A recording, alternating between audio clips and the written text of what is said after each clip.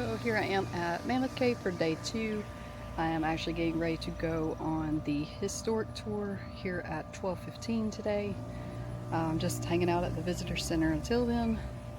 Got me a Bang energy drink because I have not had caffeine today, and I can tell. I could tell. I'm nice and energized now. But looking forward to this one, and I'm definitely going to take you along, do some little shots here and there of it. I was actually hanging out over the visitor center, and I didn't realize how many Amish live in this area, but there's like a whole family, and one of them, it was like a cute little girl. Oh gosh, she probably 2 to 3 years old, and she was like in her little green dress and her little black bonnet. Oh, freaking adorable. But obviously I'm not going to film them out of respect because they don't like their pictures or video taken of them. But yeah, that was really cute. But yeah, it's a rainy day here, humid of course, but got to make the most of it. Rain's supposed to clear up around 2 today, and then I'm gonna go do some hiking, so stay tuned. How good is it?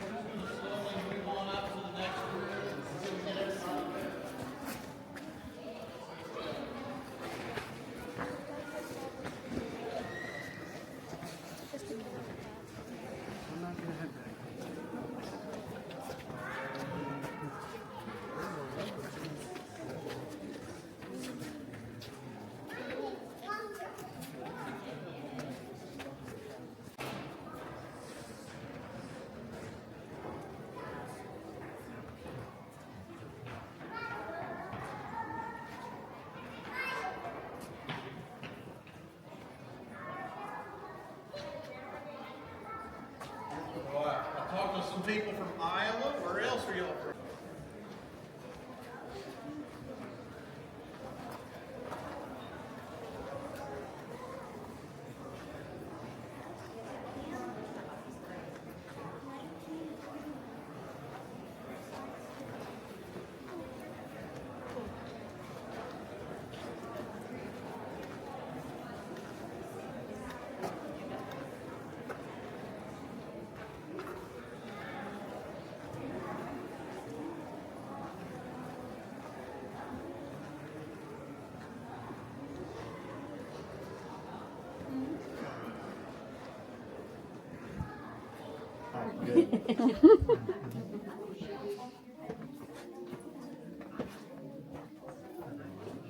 And the steps are short. There were no steps then. Well, that's That was true. just dirt And rock. and rock.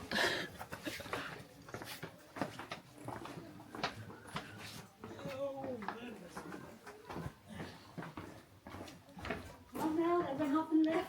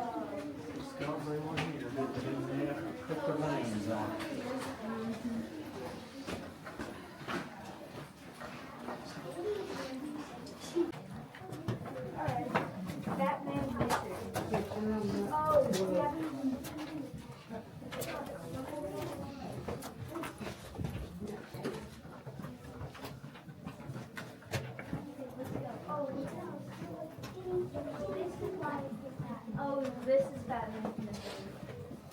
Because it's very... Oh, what's your heading?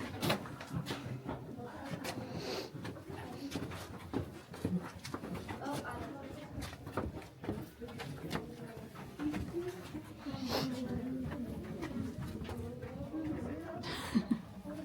know. Sure.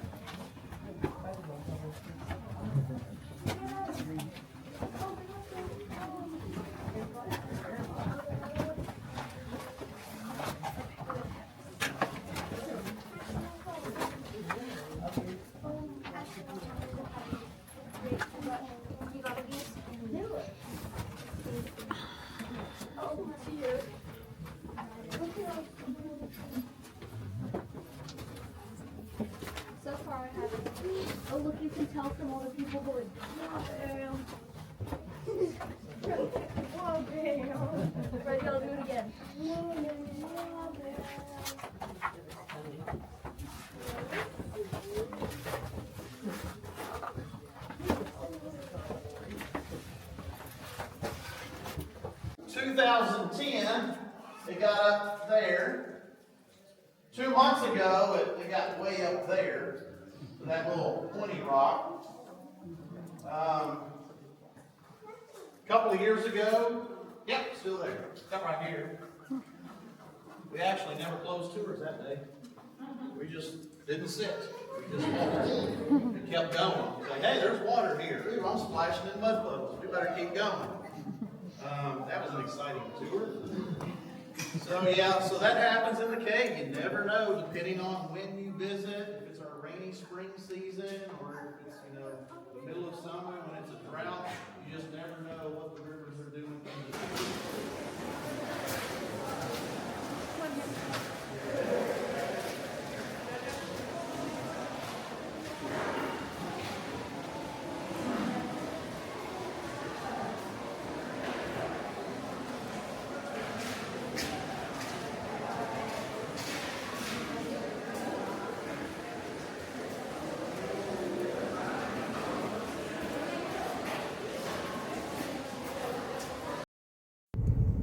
So just got done with my historic tour. Thought it was really amazing how big some of those rooms were, and the part is called Fat Man's Misery. Yeah, Fat Man's Misery. That was really cool. And there were some other parts like the, what do they call it? The bottomless pit. It's actually not bottomless. It was actually like 150 feet or something like that. That was another good tour. Those are the only two I'm going to get to do while I'm here because I booked it last minute and it's really packed here, so everything's sold out. Also, there was an explorer here who died back in 1925. His name was Floyd Collins, and it's called the Sand Cave. So I'm actually on Sand Cave Trail, about to go do that trail right now and go see the place where he actually got trapped and he passed away. He was down there for 17 days and starved to death essentially. Because rescuer, I mean, you got to think they didn't have the modern day technology that we do back in that time, so it took them a lot longer to get to him. And by that point, by the time they reached him, they suspect he was dead for probably 3 to 5 days at that point. But let's go take a look.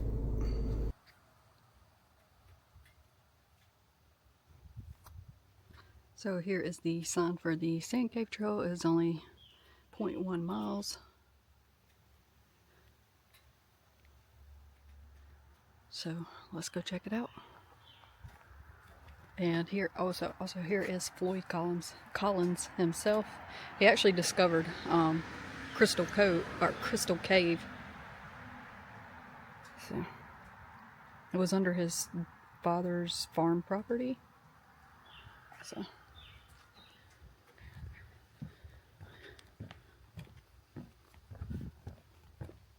into the wide blue yonder, fly into the sky.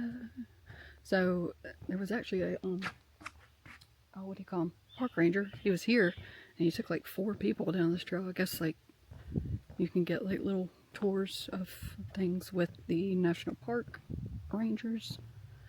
I don't know. I just know I'm going to do this by myself because I was kind of fascinated by Floyd's story. So, and it's also sad, tragic. Someone doing something, you know, kind of cool, you know, discovering things, and then boom, this happens. So, all right, I'll see you guys in a bit. So here is a board about, they called it Carnival Sunday because it was the day on February 8th. On that Sunday, there was about 10,000 people that gathered around Sand Cave to see what was going on, to see if about getting him out. And they actually had, it was actually like a carnival. They had picnics, families had picnics, concession stands were selling stuff. Moonshiners slipped in and out of the crowd. We'll leave it to the moonshiners. So, here's a picture of some of the rescuers. Look at that. They like clogged the roadways just to get a glimpse. That is just insane to me.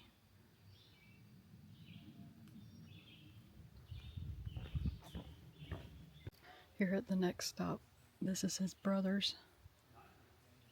Now we're waiting to hear any new information regarding their brother Floyd. This is how they would bring Floyd food and water. This down here in the mason jars.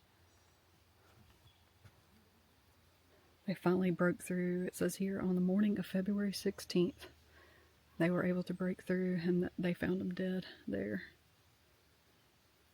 And I was just looking at, there's a group right through there that came over here.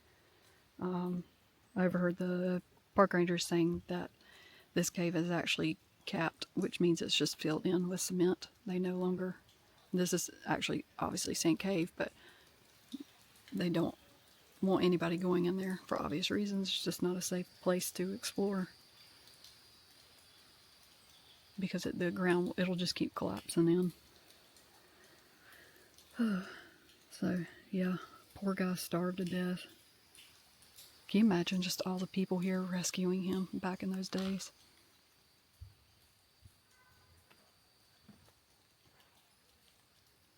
Well, just right down there.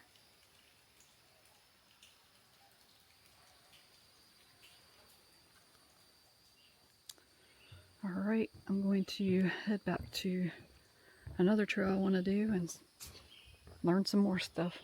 But yeah, it's a very sad story. The guy was only, he was only 37 years old, Floyd was, when he died. So, only a year younger than me. That's sad stuff. I mean, I just couldn't imagine being his parents or brothers and stuff and knowing that there's a possibility you may never see your brother alive again. Or your son alive again. And I'm not a parent, but the fact that I'm an aunt and I would die for my niece and nephew, and I just couldn't imagine anything ever happening to them. So I try to put myself in their shoes in that way. And that goes for any of my family members or close friends. So, but yeah. Alright, next stop. So I came on over to the Echo Springs Trail, and on this trail, I've learned a little bit about the Echo Spring over yonder, but they say you could see it bubbling, but I didn't see anything. I even went off trail a little bit. Oops. Didn't see nothing, so nothing exciting there, but I thought this was really interesting. So here they have like a floodplain in this area, all of this flat land through here. Obviously you can't see it because of the brush, but this is what they used back in the days for the Native Americans, and archaeologists have found hints of their farming, including kernels of corn. So I thought that was pretty cool that that's still noticeable today, of their influence on this land from way back. So yeah. But this is just telling you a little bit about floodplains and so. Cool beans. But the water is very muddy, so I mean, you can't see anything. Or else, I mean, I'll show you the river down here, but nothing to see. This is actually right off a Green River ferry road, but the ferry is actually closed down, so you can't get across the river anymore. It's been closed for a little over 2 months now. They had a really major flood come through. One of the locals told me, he said, the ferry's not broke. He said, it ain't broke. He said, they're just lazy and hadn't put it back in. He was a really nice man. I met him last night. I was stopping to get my picture. He's the one who actually took my picture in front of the sign, the main sign. So, real nice guy. He fed me all kind of information. I'm gonna go over here and show you the ferry. So, well, not the ferry, but the Green River, where you used to cross the river.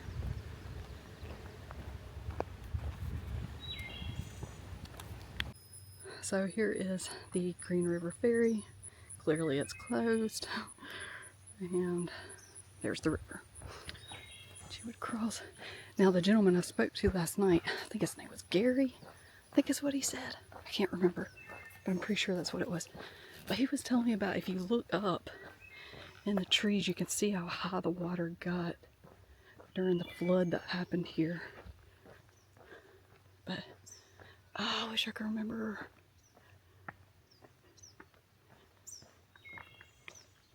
Let's see if we can see any evidence.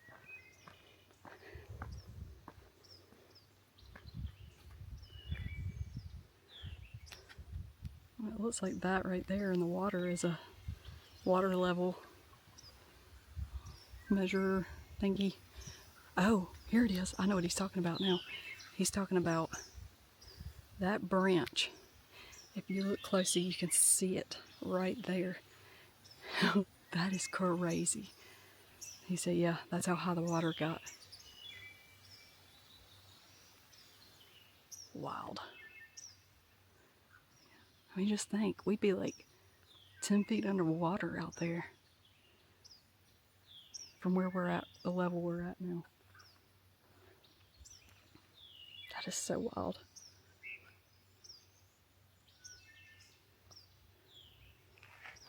Just imagine that. I mean, I know you can't really tell from right here, but just imagine. The sticks are right there. Crazy stuff. Oh, look. All the little minnows, or fishies, whatever they are in this water.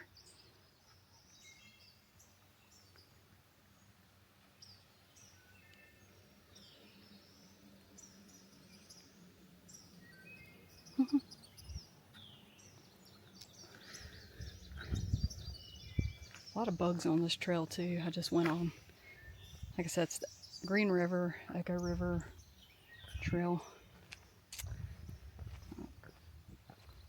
But it wasn't bad. But yeah, I can still kind of see here. Look. Oh gosh, I'm sorry y'all, I didn't realize I was that close. But here you can see the dirt on the plants of when the water was so high. See that? And just to kind of give you a little bit of a visual. That's just wild. That's probably a good, from where I am, 8 feet, huh? But that's way more than 10 feet out there where those sticks are. Definitely. More like 20 feet. But so crazy. Like it just comes all the way down here. Like the water came all the way up here.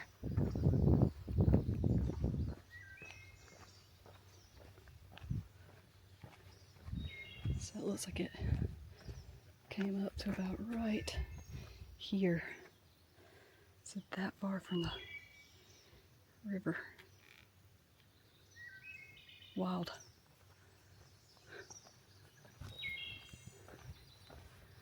Alright, so I'm gonna head back to my van and I'll figure out what I'll do next. I might not get to do any more trails today. I've actually got to go back into town and take a call. So,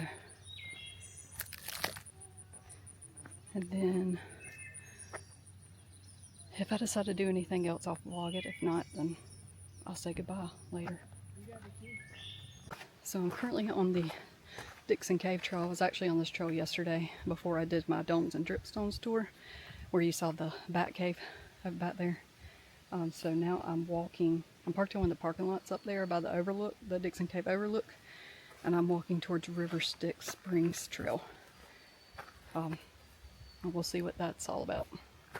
See you in a bit. Oh, and I also keep forgetting that I'm on Central Time, so I don't have to go into town for another couple hours where I can get good signal. So, hence why I'm doing another trail. So here we are at the River Styx Springs. Let's just tell you a little bit about this one joining the Green River Spring and how they're created, or where they're found, which is like the sinkholes and stuff of that nature.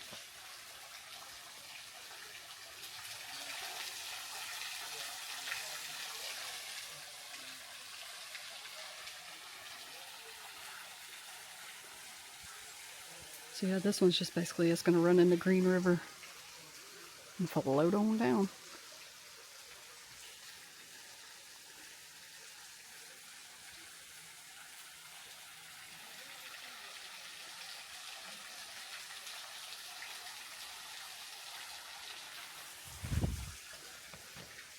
This is just a short little trail. It's not long at all. This is clearly brand new. This boardwalk. It's very muddy in there. You can see where people have gone off trail over here.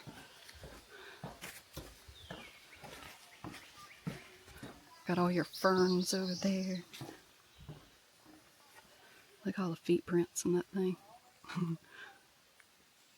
They probably jumped down there and was like, oh, it's a little bit deeper than I thought it was. I don't know, I wasn't here. I don't really know what they said.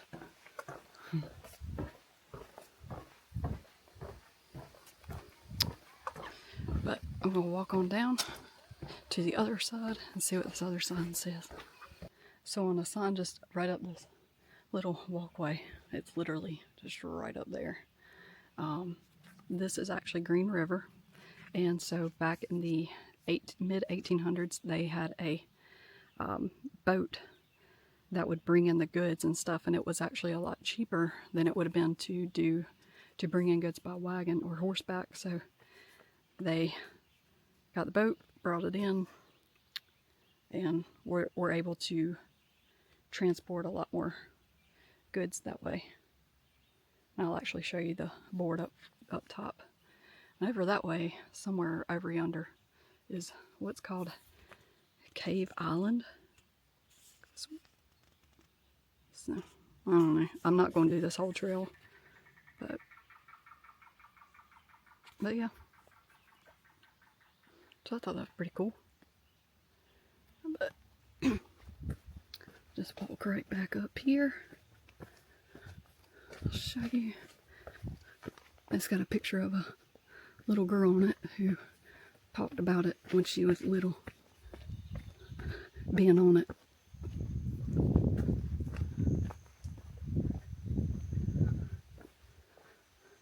It's a riverboat landing right here. Here she is.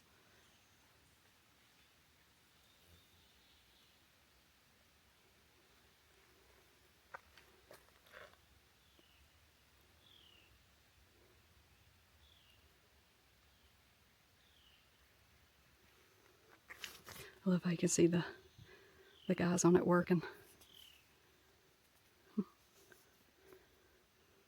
Really neat.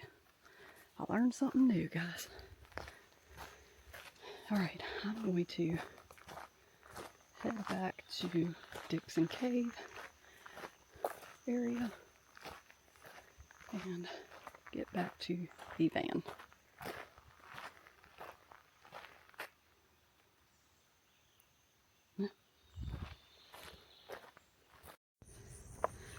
Well, y'all, I'm on my little nighttime walk here. I just left I went way down over there on, I went to the historic tour entrance just to get that cool breeze coming out of the cave. And now I'm just finishing up my evening walk. Gonna head back to the campground here where I've been staying last night and then again tonight. Just want to do a recap. This is a park that I'm glad I decided to come to last minute. Definitely worth it during the summer because you go underground where it's really cool. And so yeah, I would definitely recommend this park. I mean, I would recommend all national parks because they're cool. But yeah, so I'm out here in front of the old railroad cars that used to bring people to Mammoth Cave until early 1900s. It was like August 1st of 1901, maybe? It's like early 1900s, like right at the beginning. And then they started driving cars through here. So yeah, I'll take you up here and let you see it a little bit closer. And these were the actual railroad cars. So I thought that's kind of neat. And I'll insert some pictures of the information on these. And you can just kind of pause it and zoom in.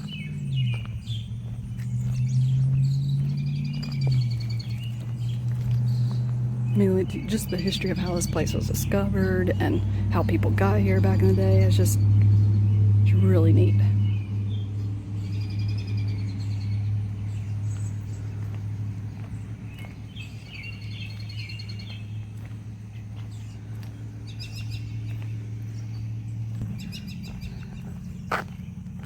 But yeah, that's gonna finish up the vlog for today. I hope you enjoyed it. I mean, it was really hard to try to film in there on the tours because you just keep walking and you gotta snap pictures and go, but also at the same time I was trying to enjoy it and be in the moment. And that can be hard to do when you're having to follow a tour guide and watch your step down all these steps and make sure you don't slip and fall and all this stuff. But I had a blast. So glad I came here. But tomorrow I will figure out the next place I want to go. I actually have a place in mind, but you will see that in the next video. And until then, I hope you guys are having a great day, and I will see you in the next video. Bye!